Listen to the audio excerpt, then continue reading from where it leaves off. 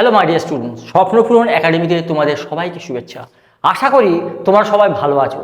আজকের যে ক্লাসটি এনেছি সেটা আর্টিকেল অর্থাৎ দা কোথায় কোথায় বসে, অর্থাৎ দা বা দি কোথায় কোথায় বসে তার ব্যবহার নিয়ে আজ ক্লাস। তাই ক্লাসটা শেষ পর্যন্ত দেখতে থাকো। কোনো দিকের নাম বোঝালে, 1 নম্বর ব্যবহার কি বলেছি, কোনো দিকের নাম বোঝালে তার আগে দা বসে। দিক মানে বলতো পূর্ব দিক, পশ্চিম দিক, উত্তর দিক, দক্ষিণ, অর্থাৎ ইস্ট ওয়েস্ট নর্থ সাউথ, এদের নামের আগে দা বসে। তাহলে হি ইজ গোয়িং টু, সে যাচ্ছে কোন দিকে, সাউথ। সাউথ মানে দক্ষিণ দিক, তাহলে দিকের নামের আগে কে বসে, দা। তাহলে he is going to the south. 2 নম্বর ব্যবহার কি, কোনো ধর্ম সম্প্রদায়, ভাষাগোষ্ঠী, জাতি, এদের নামের আগে দা বসে। কোনো ধর্ম সম্প্রদায়, ভাষাগোষ্ঠী, জাতি, এদের নামের আগে কি বসবে, দা বসবে। যেমন হিন্দু, এটা একটা ধর্ম সম্প্রদায় বা জাতিও বলা যায়, তাহলে এর আগে কি বসাবো, দা।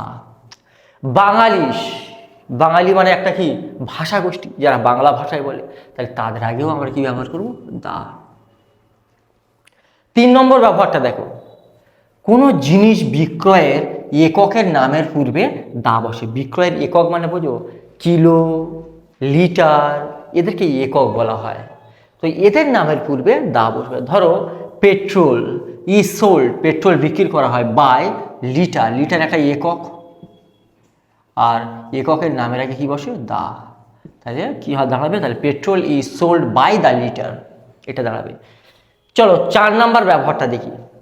কোনো দশকের নামের আগে দা বসে, নামের আগে দা বসে। দশক মানে বোঝো মানে 70-এর দশক, মানে 70-এর দশক, 60-এর দশক, এই যে দশক, এদের আগেও দা বসবে। যেমন হি ওয়াজ বর্ন ইন 60s, মানে 60-এর দশকে তার জন্ম, তাহলে এটা একটা কি দশক, তাহলে এর আগেও আমরা দা বসাবো। তাহলে কি হবে, he was born in the 60s। চলো আরো কিছু ব্যবহার আমরা দায়ের দেখি।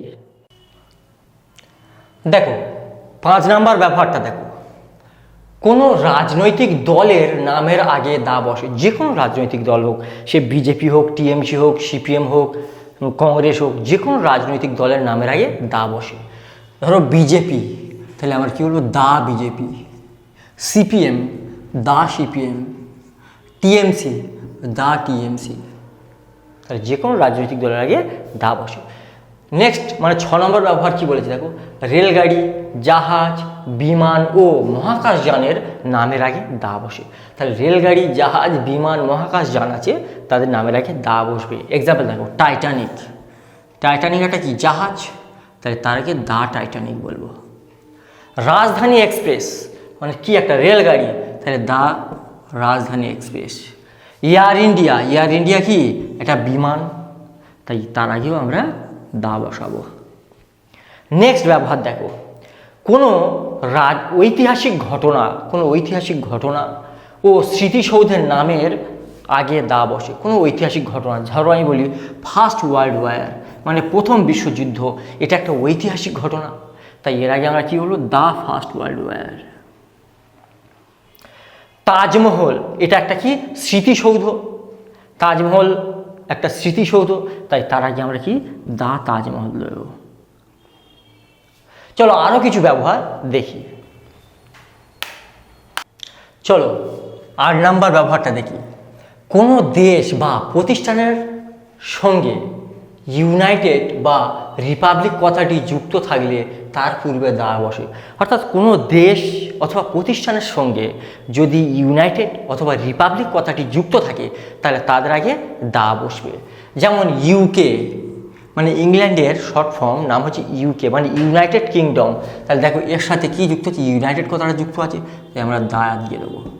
ইউএসএ, আমেরিকার নাম হচ্ছে ইউএসএ, তাহলে এটাও ইউনাইটেড, তাহলে এর আগে আমরা দা দেব। চায়না, চায়নার ফুল ফর্ম হচ্ছে রিপাবলিক স্টেট অফ চায়না, তাহলে সেই জন্য আমরা, তাহলে রিপাবলিক কথাটা চায়নার সাথে যুক্ত আছে, তাই চায়নার আগে দা বসবে।